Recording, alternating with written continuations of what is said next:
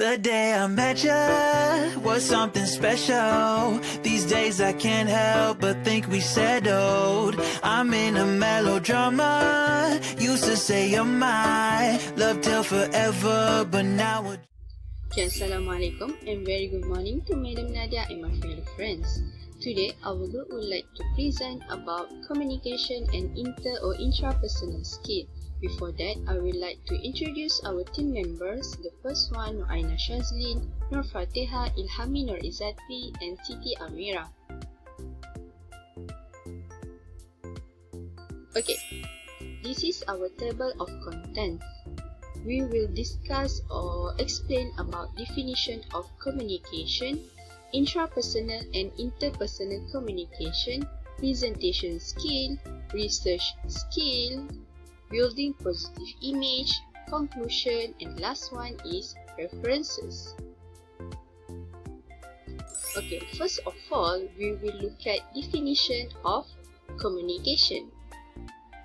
Okay, what is communication? Communication regarding Brown is transfer of information from one person to another, whether or not it elicits confidence, but the information transfer must be understandable to the receiver. Regarding Mayer, communication is the intercourse by word, letter, or message. Basically, what I can say is communication is giving, receiving, or exchanging ideas, information, signal, or message through appropriate media, enabling individual or group to persuade, to seek information, to give information, or to express emotion or feeling. Okay, what is communication? Okay, what is communication skill? Communication skill are ability used when giving and receiving different kind of information. For example, learning from great communicator and actively practicing is the way to improve communication to achieve various personal and professional goals. It involves listening, speaking, observing, and empathizing. It's helpful to understand the differences in how to communicate through face-to-face interaction, phone conversation, and digital communication, such as email and social media. Example of social media like Instagram, Facebook, Twitter, and so on. Okay, why is it important for teacher to have effective communication skill, especially when communicate with students? First one is teacher responsible for comprehending and breaking down complex information for conveying information clearly to the student. Second one, teacher presenting in a manner to sustain student attention in the classroom.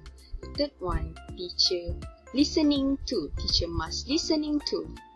Teacher listening to and resolving student question and problem when they are asking. The fourth one, to adapt content for different learning style, especially in the 21st century education. Okay, the next point is to motivate students to learn and participate actively in the activity in the classroom.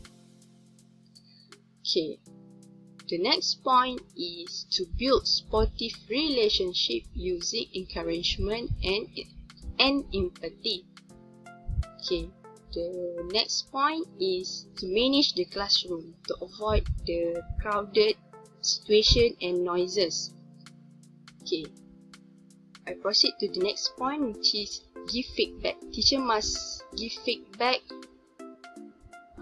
especially when they are shows or they make a good work to finishing their homework. Should prizes them to making classroom safe and sportive learning environment.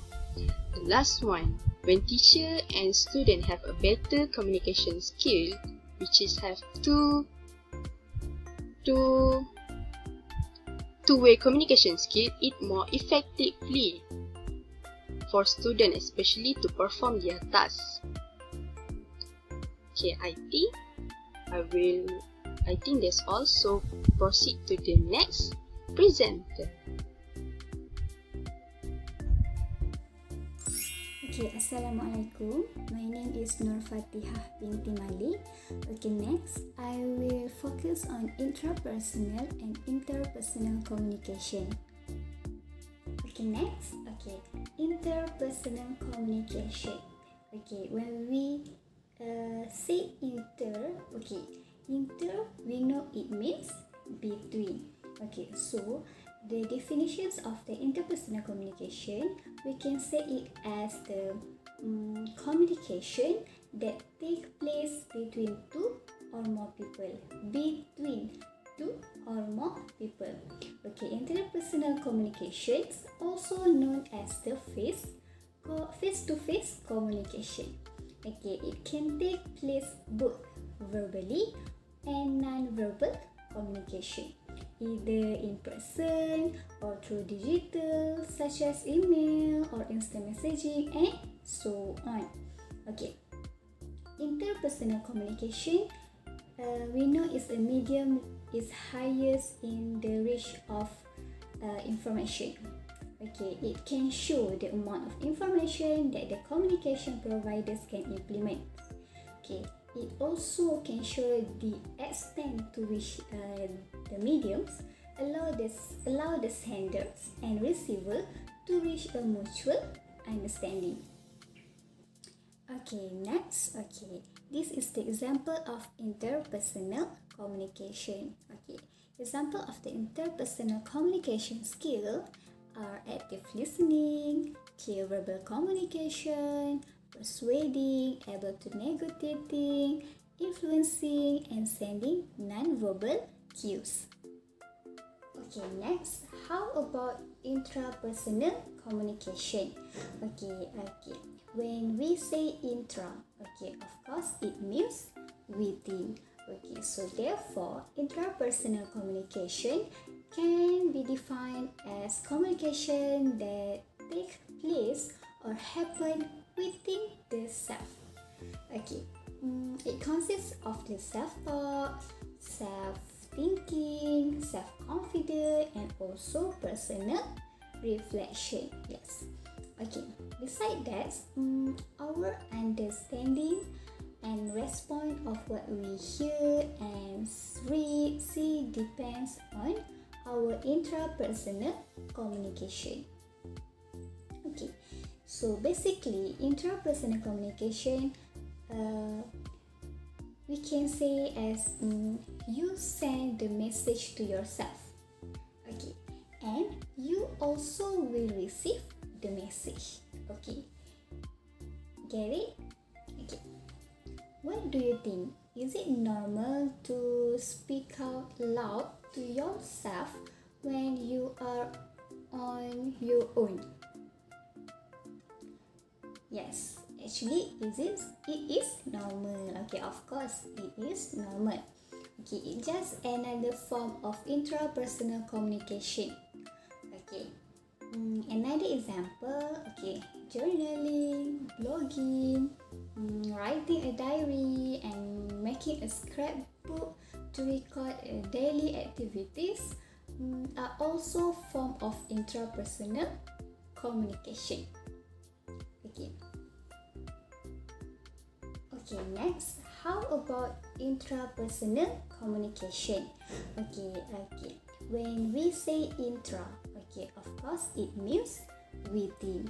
Okay, so therefore, intrapersonal communication can be defined as communication that take place or happen within the self. Okay, it consists of the self-talk, self-thinking, self-confidence, and also personal reflection. Yes. Okay. Besides that, our understanding and response of what we hear and read, see depends on our intrapersonal communication. Okay. So basically, intrapersonal communication, we can say as you send the message to yourself, okay, and you also will receive the message, okay. Get it? Okay. What do you think? Is it normal to speak out loud to yourself when you are on your own? Yes, actually, it is normal. Okay, of course, it is normal. Okay, it's just another form of intrapersonal communication. Okay, another example, okay, journaling, blogging, writing a diary, and making a scrapbook to record daily activities are also form of intrapersonal communication. Okay. Okay, example of the intrapersonal communication. Okay, as I said before, the example of the intrapersonal communication are self-talk, self-thinking, personal reflection, and so on. Okay, so for example, a person may use self-talk to calm himself or herself down during unfavorable condition. Okay, maybe you talk to yourself in the mirror to become more positive, or maybe you write on post-it notes to remind yourself to think of what to do. Okay, all of these are example of the intrapersonal communication. Okay, okay. Intrapersonal communication skills and interpersonal communication skills are deeply connected. Okay, the qualities of interpersonal skill only can be achieved when we have good intrapersonal communication skills. Okay, even though a teacher has a greater experience and knowledge, but not able to convey the same to students, okay, then he or she not considered as a good teacher. Okay, therefore, every teacher is required to have both intrapersonal communication and also interpersonal communication. Okay, next. How to make class more enjoyable and exciting. Okay, of course, it needs a successful communication. So, interpersonal communication skills will allow the teachers to communicate well to the students, communicate well in the class. Okay, if there is no response, it means there is a problem with the way of communicating. Okay, other than that, okay, it also can help making a concept of learning become more clear.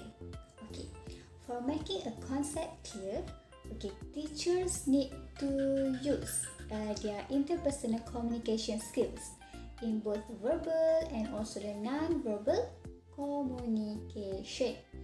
Okay,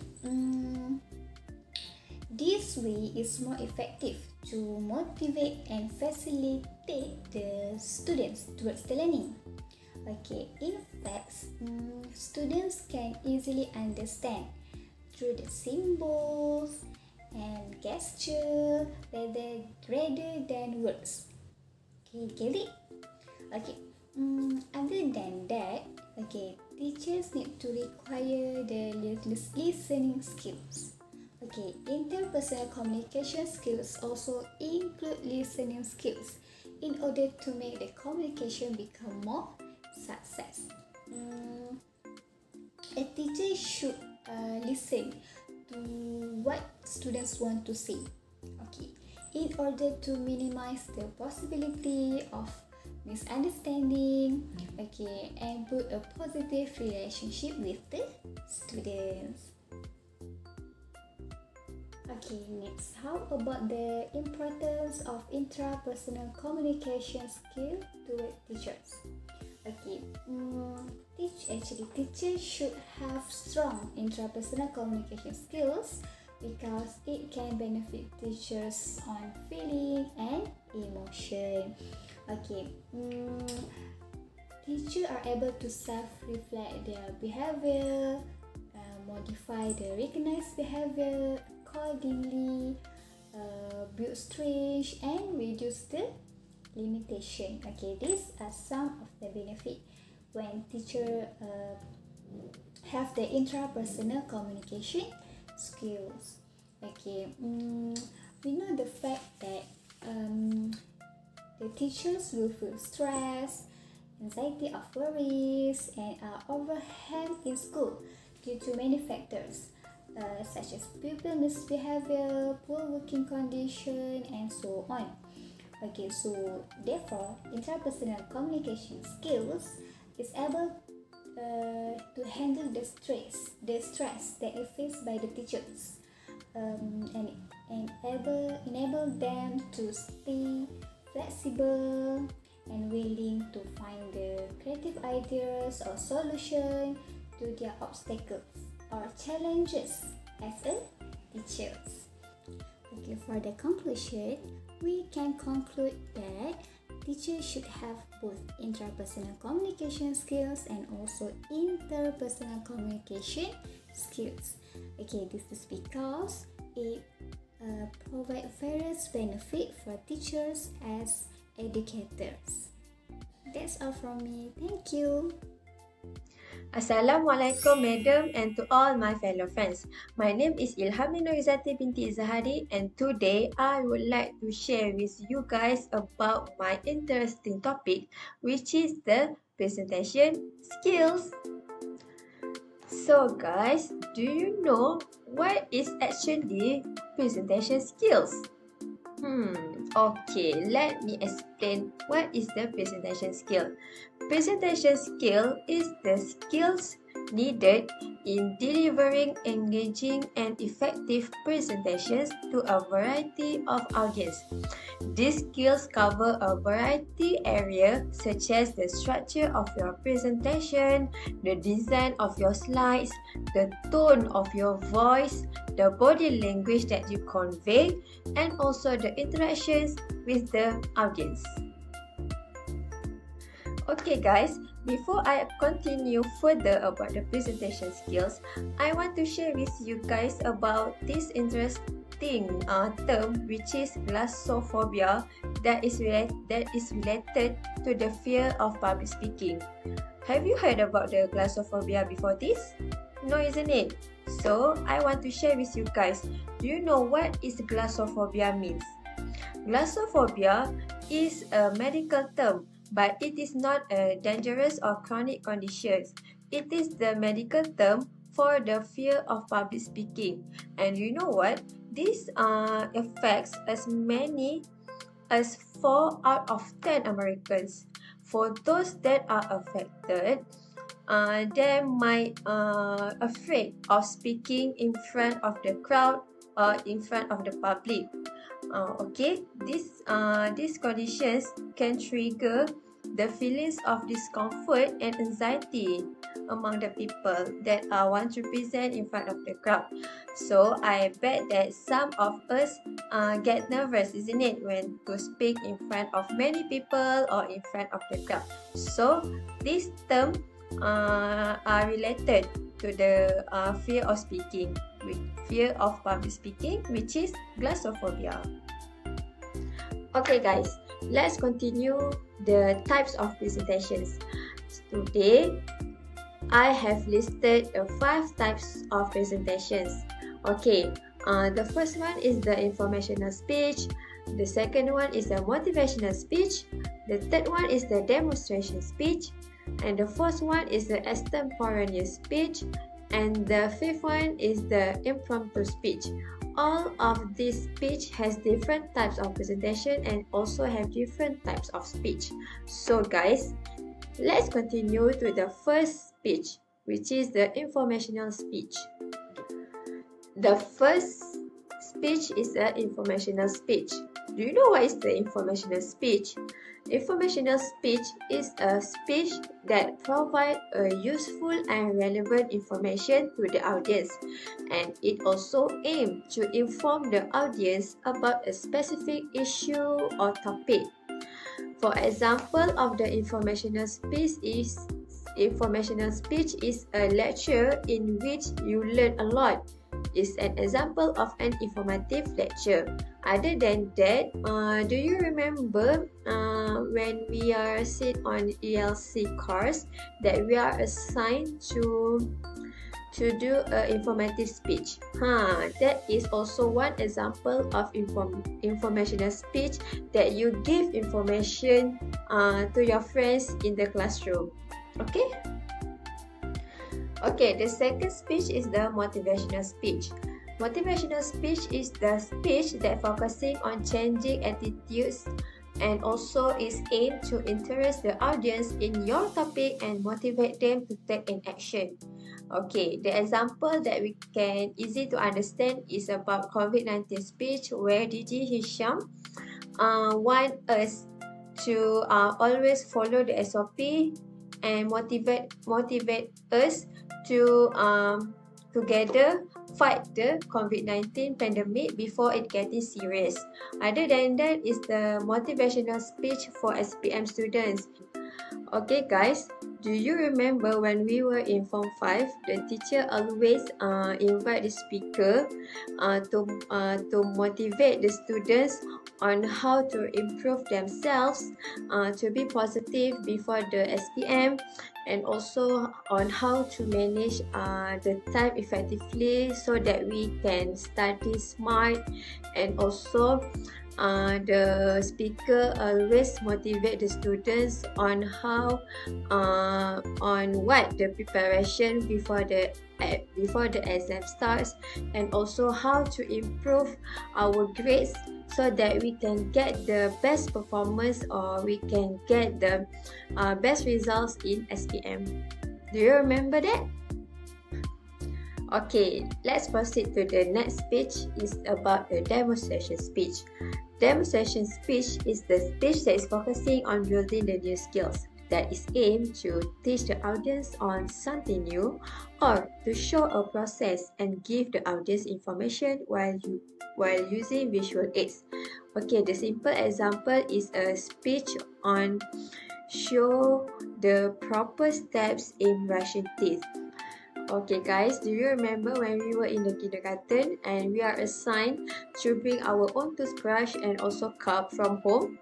When we are in school, the teacher will invite the speaker and the speaker will show or demonstrate on how to brush the teeth properly.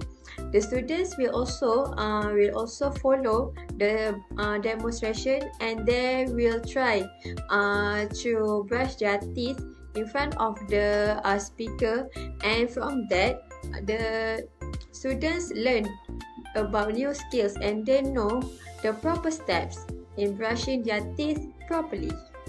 Okay, let's continue to the fourth speech, which is the extemporaneous speech.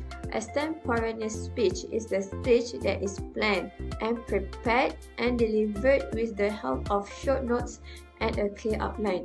It is rehearsed but not memorized. The example of the extemporaneous speech is the tell the class about where you see your life in 10 years. Basically, in this speech, you have researched the speech but you are not memorized. Okay, you have planned and prepared the speech, and when you are present in front of your class, you just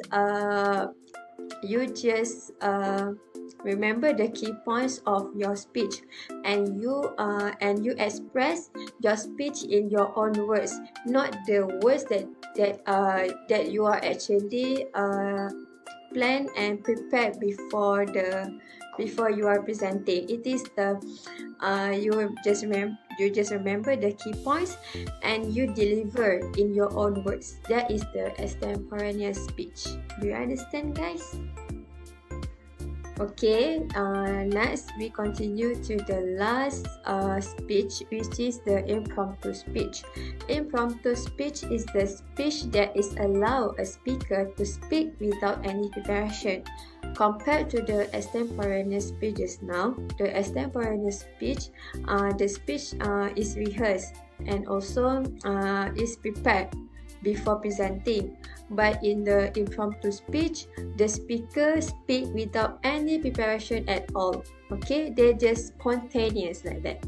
Okay, the example of the impromptu speech is the panel discussions of TV channels and the interview of the politicians. Some of the interview and the politicians will answer or speak with their own words without any preparation. Okay. Okay guys, in order to get an effective presentations, there are many things that you should do and there are also things that you should not do.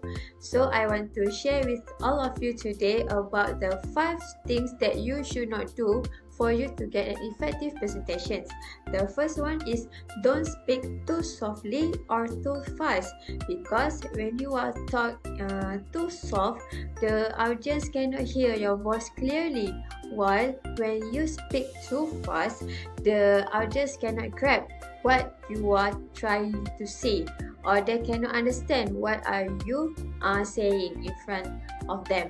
The second one is don't keep using or Okay, this is because when you keep using the and it will distract the attention of the audience while they are trying to focus on what you are presenting. Okay, the third one is don't keep your hands in your pocket. When you are placing your hands in your pocket, it indicates the powerlessness and also the shyness. It also can affect your confidence level. And the fourth one is the don't read from a prepared text.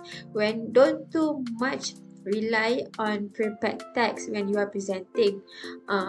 You have to remember the key points and you have to deliver it in your own words.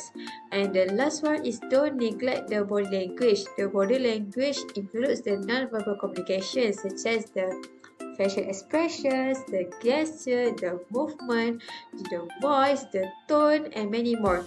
But it's okay, I will explain it more about the body language and also non-verbal communications in the next slide. Okay, next, I want to share with you guys on tips to overcome your fear or nervous before presentations. So what can you do to overcome your fear? The first one is you have to practice and do the rehearsal. You can practice in front of the mirror while you are presenting. You can check also your facial expression when you practice in front of the mirror. And the second one, you have to arrive early before presentations. It can make you to adapt with the presentation space, and you can try to rehearse your presentation with the space, and also you can adapt with the surrounding. Okay, the third one is you have to take a deep breath. This is because it is important to get oxygen flow in your body and to the brain and make you calm. Okay, the fourth one is a smile to make you feel good. Smiling can increases endorphins, replacing anxiety with calm and making you feel good with your presentation.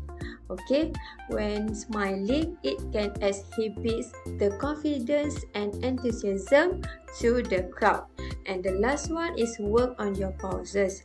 Okay, when you are nervous, it's easy for you to speed up the speech and end up talking too fast and causes you to run out of your breath. It can make you more panics. So you have to work on your pauses so that you can overcome your nervous and your fear when you are presenting. Okay, next. Since we are going to be a teacher one day, so I want to share with you guys about the effective presentation skills for teachers. So you can apply these skills when you are being a teacher one day, okay? Okay, the first one is the variety of variability. You have to use the variations in teaching strategies, questioning techniques, and instructional technology in order to make your students focus on you in the classroom.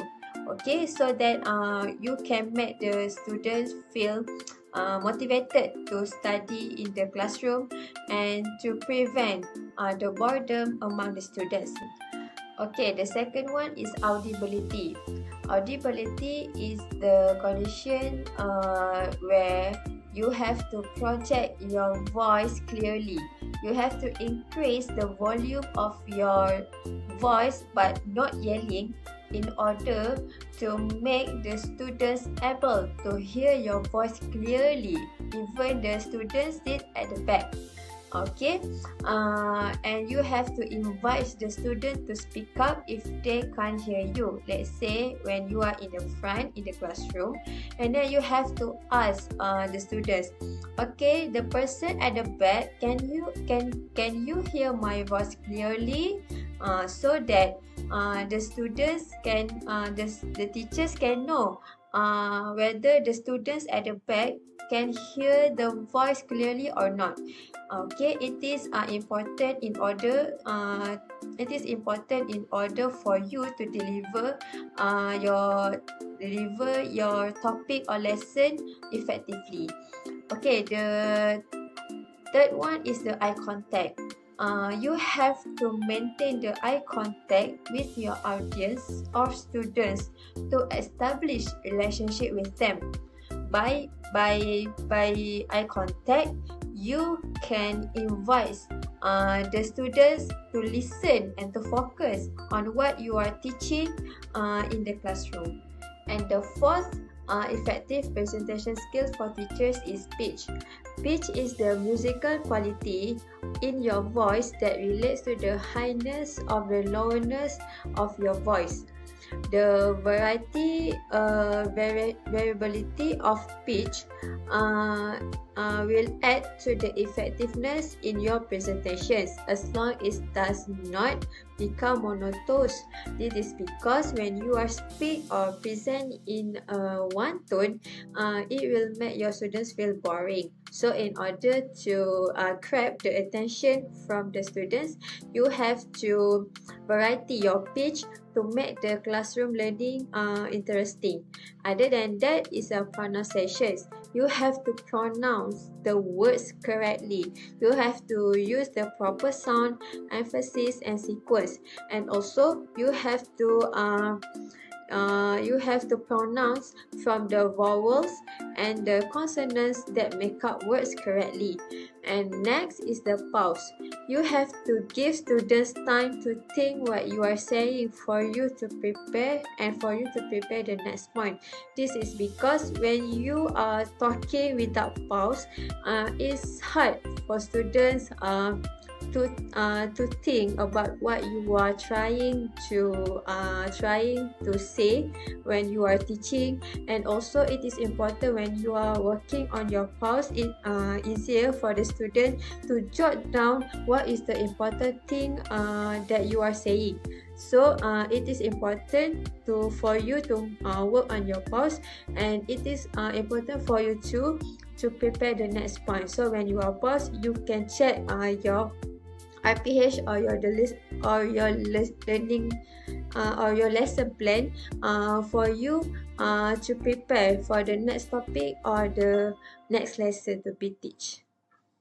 Okay, the next effective presentation skill for teachers is the gesture and movement. Okay, you do not have to be afraid to use the gesture and movement because non-verbal behaviors have a powerful impact in the classroom. You have to use them in the natural way to assist you in conveying the meaning of your oral message. You have to avoid the gestures that are repetitive that can distract the students from focusing on you. Other than that, stance is you have to maintain a good posture. For example, stand tall.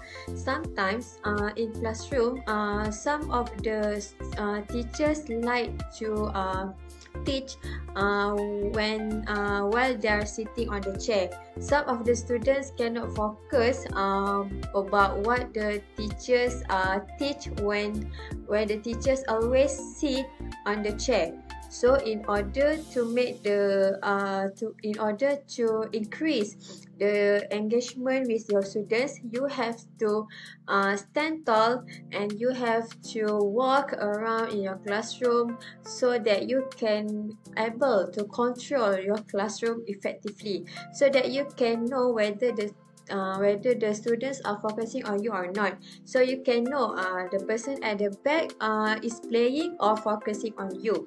So you have to make a move in the classroom so that you can control the students and you can reduce the misbehavior of the students in your classroom. Okay, the next one is energy and enthusiasm.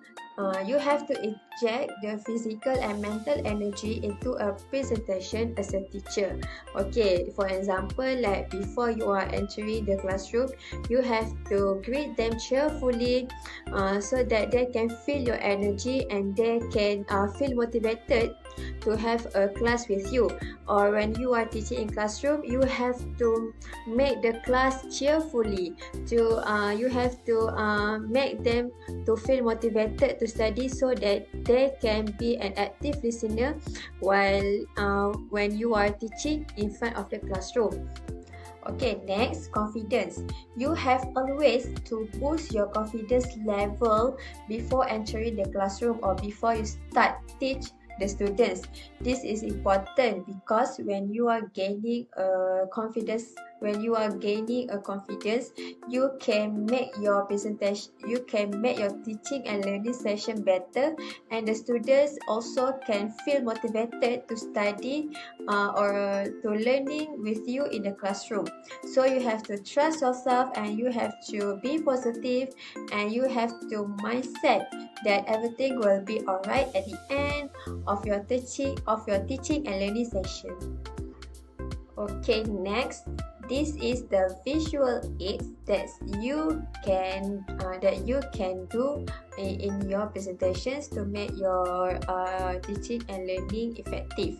You can do a flip chart, handouts, whiteboard, DVD or video, and laptop and LCD projector in order to present your speech or your teaching learning session in the classroom. Okay, next, I want to share also with you guys the tips for question and answer sessions. So the first one is do not be afraid to say that you do not know the answer to the questions. Okay, the second one is you have to always be polite when answering questions and don't be rude.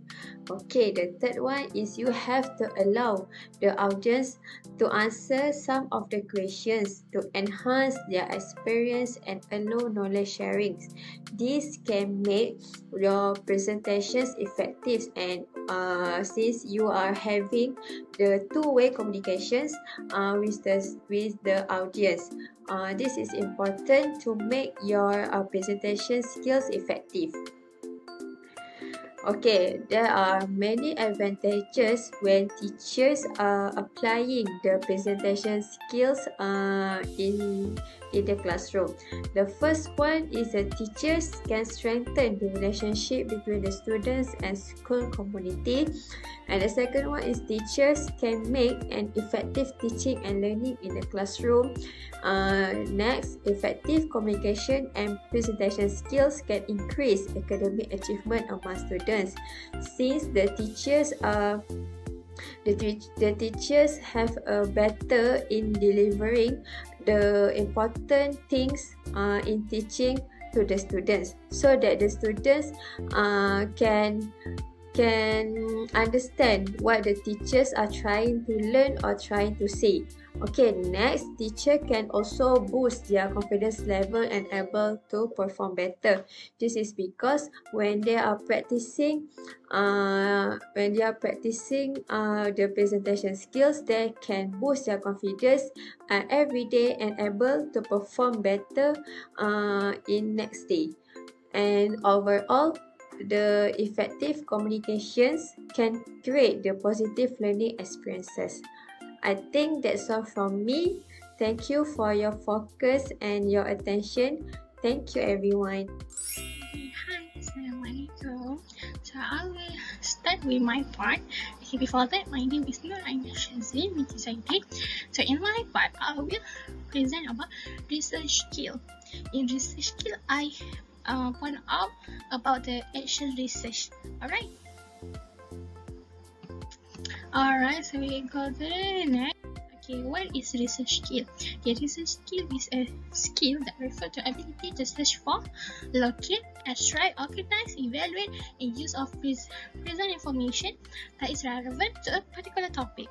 Okay, so we go to what is action research. Okay, action research is a discrete process of inquiry conducted by and for those in taking action. The primary reason for the engaging in action research is to assist the actor in improving and or refining his or her actions. So we know what is the research skill and also the action research.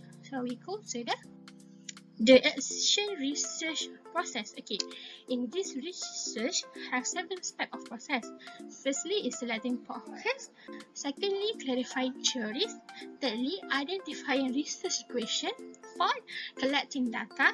Fifth, analyzing data. Sixth, reporting result. And the lastly is taking informed action. Okay, after this, I will explain more about the 7-step process. Okay, firstly, selecting a focus. Okay, it begins when a serious reflection directed toward the identify a topic or a topic worthy of a busy teacher time. Okay, considering the incredible demands of today's classroom teachers, no activity is worth doing unless it promises to make central part of a teacher works more successful and satisfying. Okay, by the selecting a focus, begin with the teacher researchers or the team of action researchers asking what element of our practice or what aspect of student learning do we wish to investigate. Secondly is clarifying theories. Okay, and first step is identifying the values, beliefs, and theoretical perspective for researchers who are relating to their focus. Okay, as example, if teachers are concerned about increasing responsible classroom behavior, it will be helpful for them to begin by clarifying the approach, maybe using a punishment or a rewards. This will allow students to experience the natural consequence of their behavior or some other strategy. They will feel work best in helping students acquire responsible classroom behavior habits. Thirdly is identifying research question. Okay, once a focus area has been selected and the researcher's perspective and belief about that focus have been clarified, then we can generate a set of personally meaningful research questions to guide the inquiry. Alright, so the fourth is collecting data. Okay, most of the teachers always want their instructional decision to be based on the possible data. The data used to justify the actions are valid and reliable. Before the data are used to make a teacher decision, teacher must be confident that the lesson drawn from the data align with any unique characteristic of the classroom or school. Okay, most of the teacher researchers use a process called triangulation. It is to enhance the validity and reliability of their finding.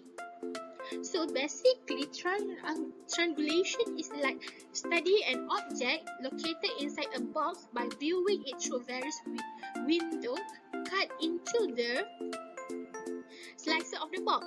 By observing a phenomenon through a multiple window can help a single researcher compare and contrast what is being seen through a variety of lenses. Alright, after you collect the data, so you need to analyze the data. Okay, although the data analysis often has the use of complex statistical calculation, this is rarely the case for the actual researcher. During this portion of the 7-step process, the teacher researcher will methodically sort, save, rank, and examine the data to answer two generic questions. Firstly, why is a story told by this data? And why did the story play itself out this way? Alright, after we analyze the data, so we need to reporting the result. So the reporting of actual research most often occurs in informal settings that are far less intimidating than the venues where scholarly research has traditionally been shared. However, each year more and more teachers researchers are writing up their work for publication or help to fulfill requirements in graduate program. Venue or training educators select for reporting or researcher the simple knowledge that they are making a contribution to collective based regarding the teaching and learning. Also, it's often said that the teaching is a lonely endeavor.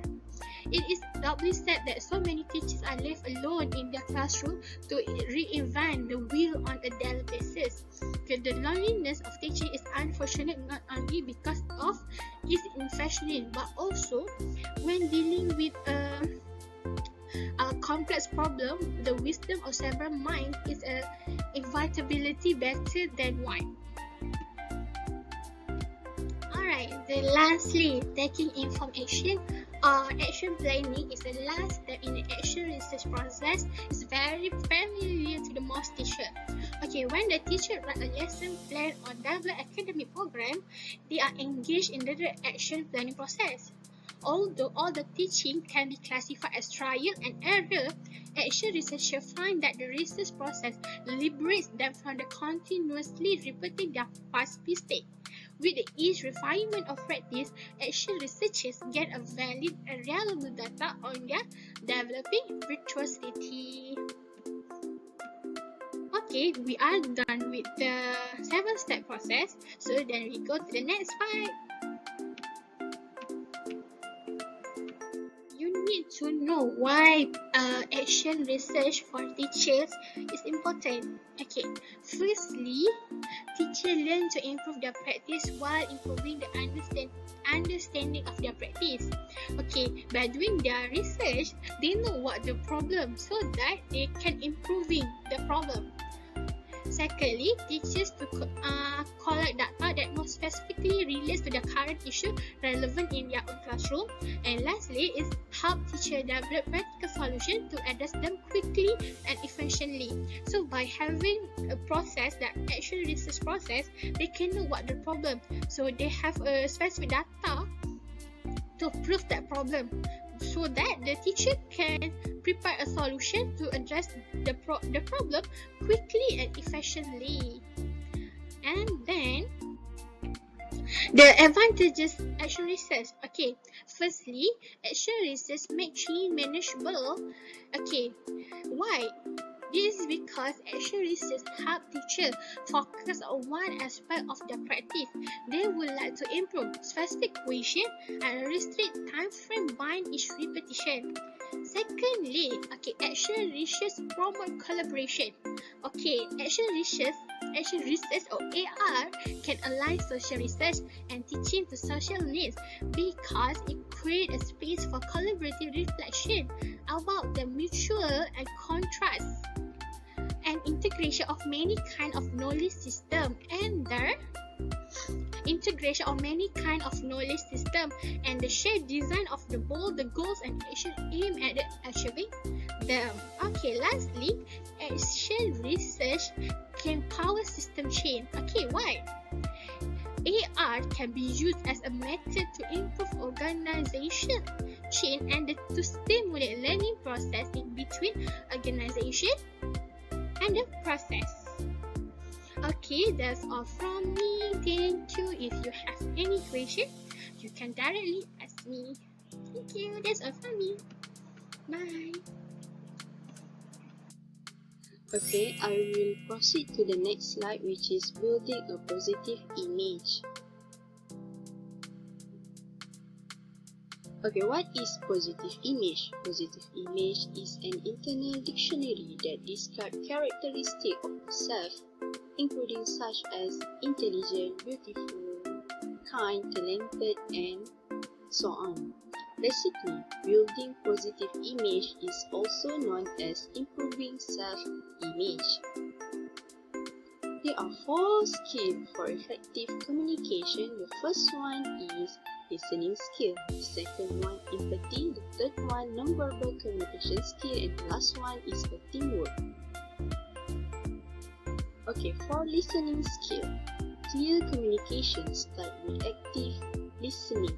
For example, if you as a teacher just focus on how you expressing yourself, and chances you to reacting or listening to your student is low.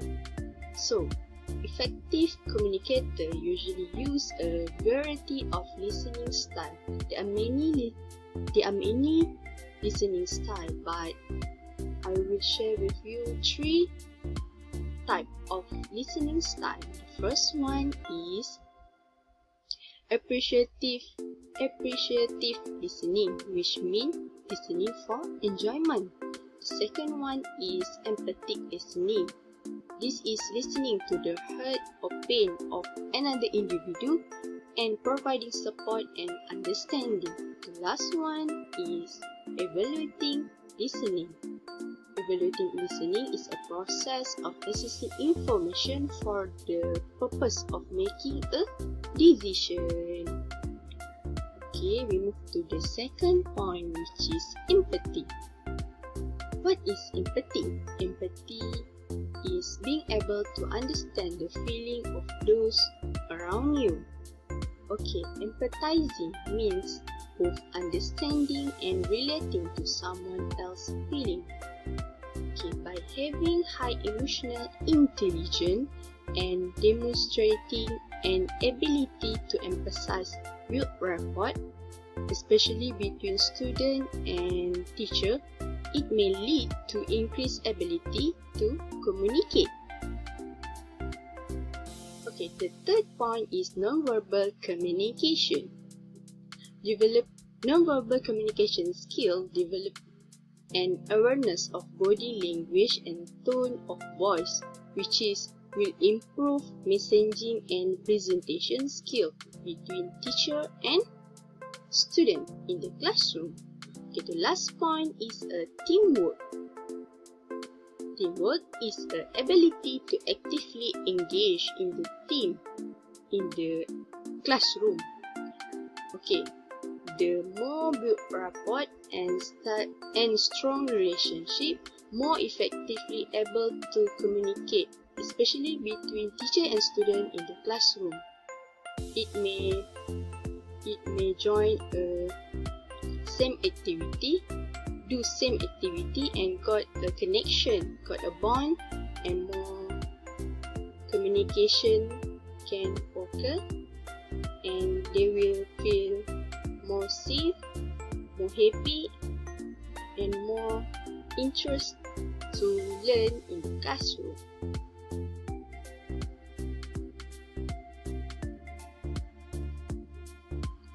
Okay, I will move to the next slide, which is strategy for effective communication in classroom between student and teacher. First one, teacher must create a safe learning environment with supportive relationship.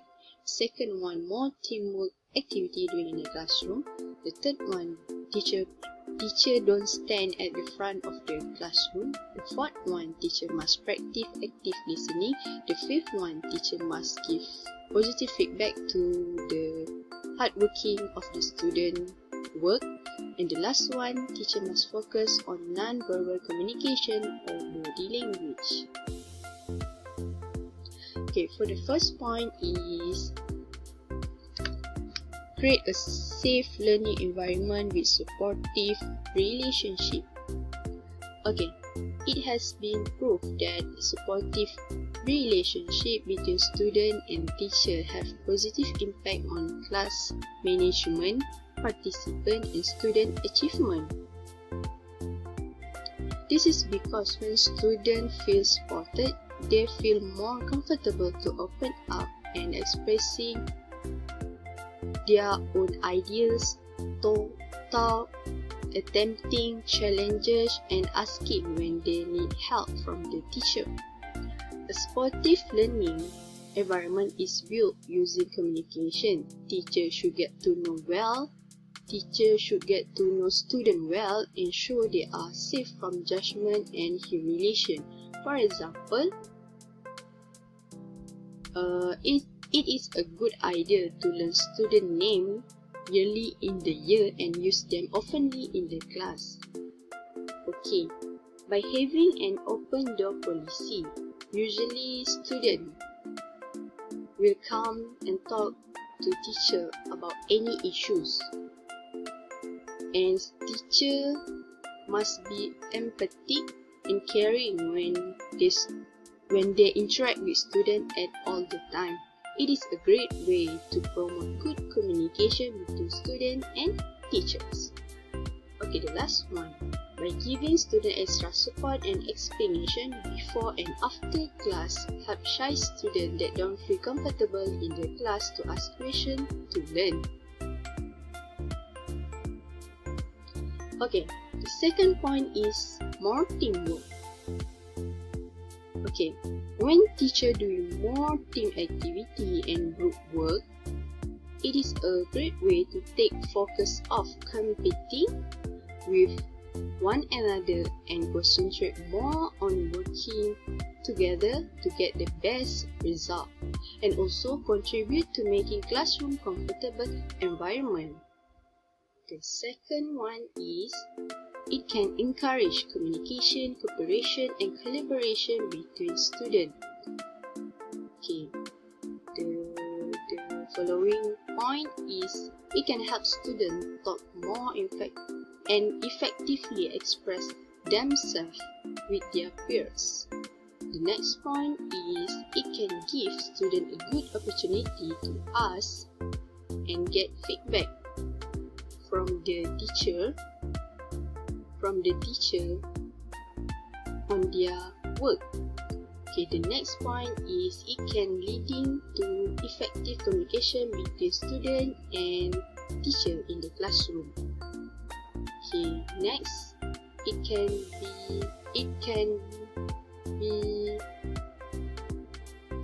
be a better understanding of a lesson from the student. And the last one is academic benefit. Academic benefit when the student feel more comfortable, more safe, and interesting when learning, so they will keep hard working and work smart to improve their knowledge, to improve their achievement. So it will lead to the academic benefit. Okay. For the third point is teacher, please don't stand at the front of the classroom. So by moving away from the front of the classroom and joining students either at their desk to discuss ideas and getting involved in a small discussion. And lastly, it will help students to feel more comfortable and more likely to open up with their teacher.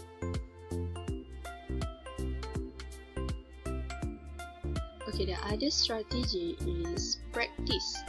Teachers should practice active listening in the classroom.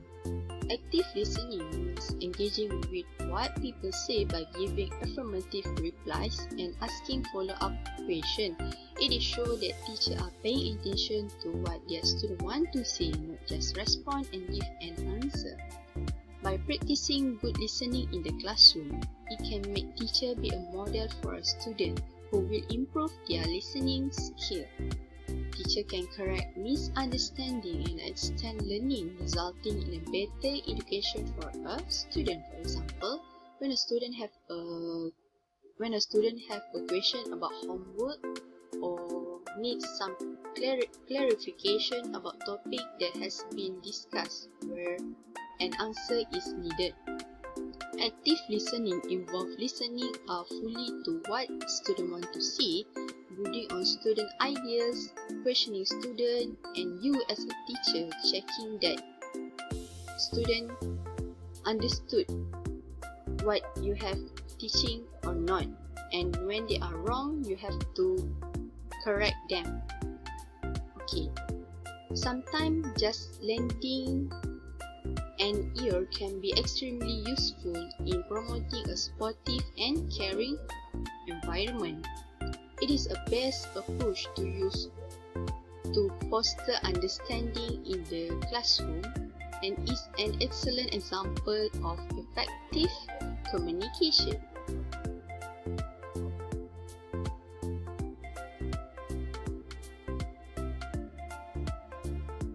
Okay, for the next strategy is positive feedback. Okay, positive feedback is a necessary part of promoting effective communication. It has been shown that positive feedback such as praise can build student confidence and making them more likely to believe that they can accomplish tasks and be successful. The next one, positive feedback can help to create supportive environment and increase academic success. Teacher can use positive feedback to modify student behavior. How? Okay, for example, praising a student for having their hands up is likely to cause the other student around them to stop shouting out and copy this behavior in order to praise themselves. Teachers should give specific deserved positive feedback. For example, teachers should use the student name, explicitly state what they are doing right, and thanks them. On the reverse side, it can be beneficial to encourage students to give feedback and allowing them to share their feedback on lesson, teaching style. It is shown that you as a teacher appreciate and value their opinion as well as helping in improving learning in the classroom. Okay, the last point is teachers should focus on non-verbal communication or body language.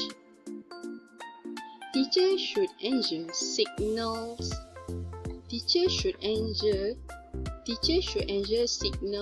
giving through body language such as positive, confident, and engaging.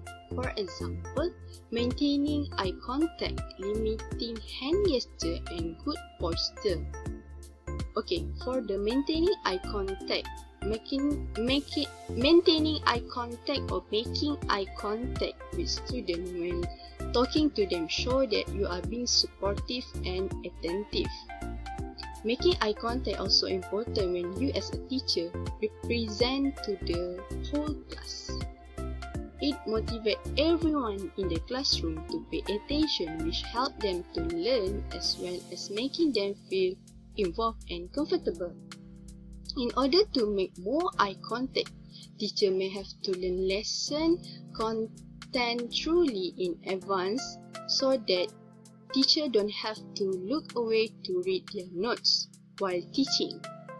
Okay, for the second example, limiting hand gesture. As teacher teach, teachers should use gesture to emphasize word. This increases the interactivity of the lesson, making it more visual interesting, hence more memorable. For example, teacher can keep arm open and use smile and thumbs up to encourage students when they participate in activity in the class. Teacher also can moving around the classroom while teaching and help to remove barrier between student and the teacher. Okay. The last one, when we focus on non-verbal or body language, It can help to prevent miscommunication and signal interest to those people around you. Okay, I think that's all from me. Thank you. Yay! There is a last part, which is conclusion. In a nutshell, communication, intrapersonal, interpersonal presentation, action research, building positive image skills are important for teacher professional development. There are many benefits teachers should have effective communication with students during teaching and learning. Have a good communication skill are the best indeed for the academic success of the student and also professional success of the life. Teacher with a poor communication skill may cause failure for the student to learn and promote their academic. Alright, that's all from me and my friends.